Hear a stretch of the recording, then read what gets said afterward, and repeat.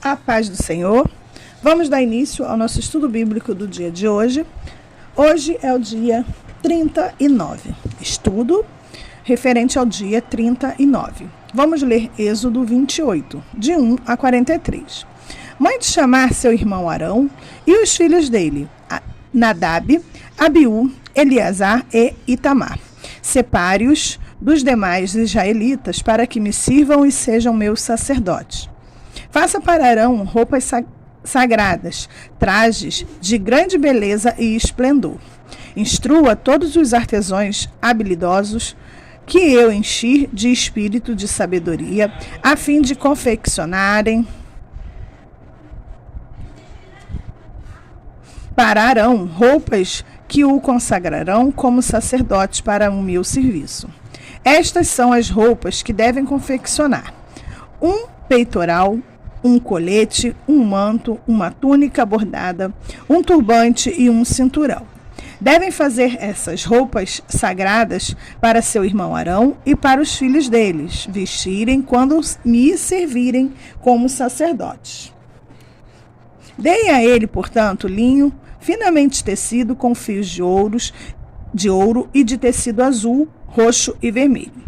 Os artesãos devem fazer o colete sacerdotal de linho finamente tecido e artisticamente bordado, usando fios de ouro e fios de tecido azul, roxo e vermelho. O colete terá duas peças, unidas nos ombros por duas ombreiras. O cinturão decorativo será feito dos mesmos materiais, linho finamente tecido, bordado com fios de ouro e fio de tecido azul, roxo e vermelho. Grave em duas pedras de ônix os nomes das tribos de Israel, 6 nomes em cada pedra, organizados de acordo com as ordens de nascimento dos filhos de Israel. Grave esses nomes nas duas pedras da mesma forma que o ouvires grava um selo. Em seguida, encrave-as em suportes de filigranas de ouro. Prenda-as às ombreiras do colete sacerdotal como recordação de que Arão representa os israelitas. Arão levará esses nomes sobre os ombros como lembrança contínua sempre que se apresentar diante do Senhor. Faça suportes para as pedras com filigranas de ouro. Trance 2 correntes de ouro puro e prenda-as aos suportes das filigranas sobre as ombreiras do colete. Em seguida, faça com grande habilidade um peitoral para decisões. Confeccione-os de modo que combine com o colete sacerdotal, usando linho finamente tecido com fios de ouro e fio de tecido azul, roxo e vermelho. Faça o peitoral de uma só peça dobrada de tecido, formando um bolso quadrado com 22,5 centímetros de lado. Feche no peitoral 4 fileiras de pedras preciosas. A primeira fileira terá um rubi, um topázio e um berilo.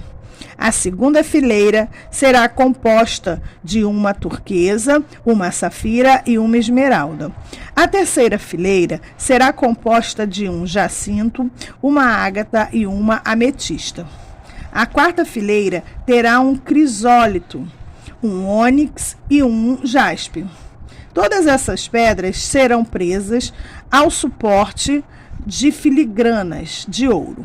Cada pedra representará um dos 12 filhos de Israel, e o nome da tribo correspondente será gravado na pedra como um selo.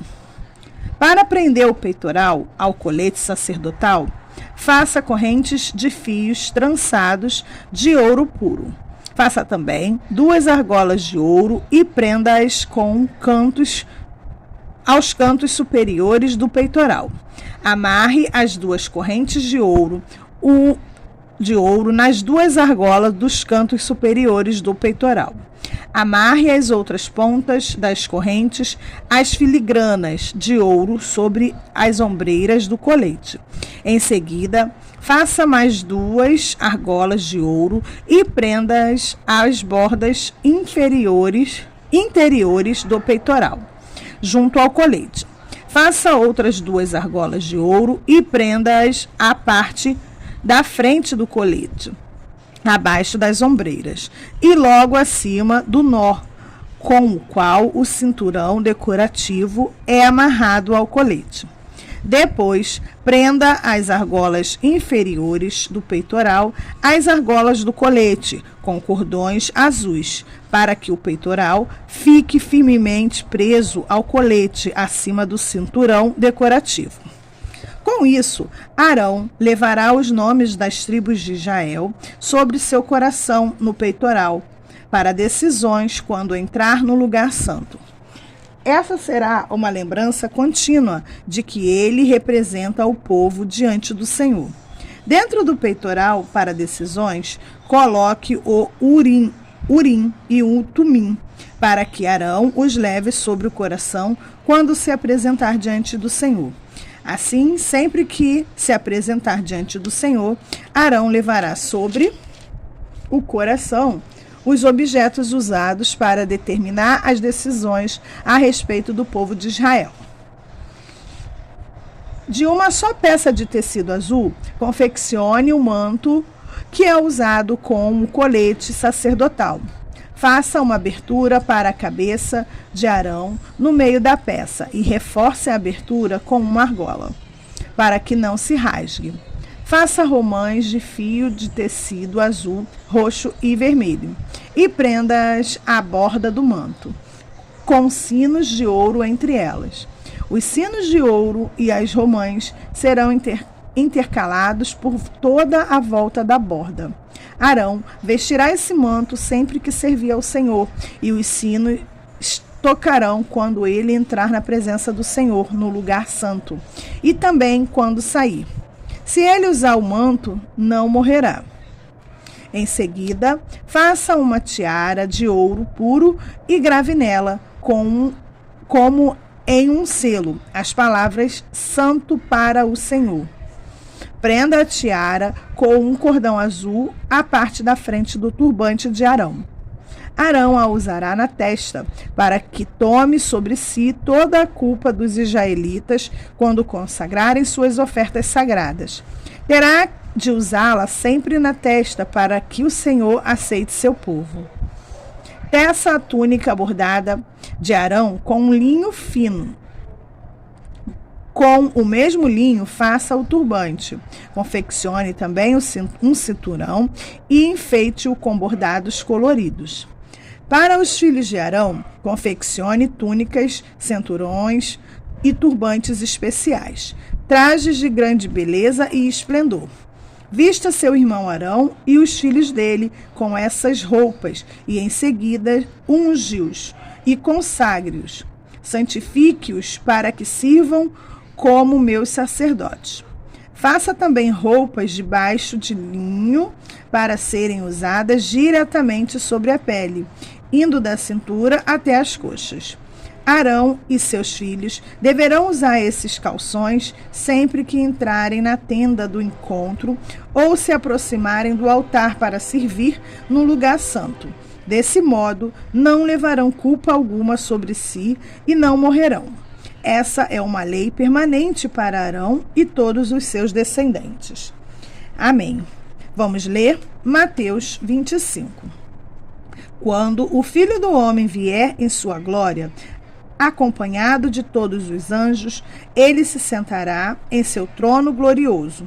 Todas as nações serão reunidas em sua presença, e ele separará as pessoas como um pastor separa as ovelhas dos bodes. Colocará as ovelhas à sua direita e os bodes à sua esquerda. Então o rei dirá aos que estiverem à sua direita: venham, vocês são abençoados por meu Pai. recebam como herança o reino que ele lhes preparou desde a criação do mundo. Pois tive fome e vocês me deram de comer. Tive sede e me deram de beber. Era estrangeiro e me convidaram para sua casa. Estava nu e me vestiram. Estava doente e cuidaram de mim. Estava na prisão e me visitaram. Então os justos responderão: Senhor, quando foi que o vimos faminto e lhe demos de comer? Ou sedento e lhe demos de beber?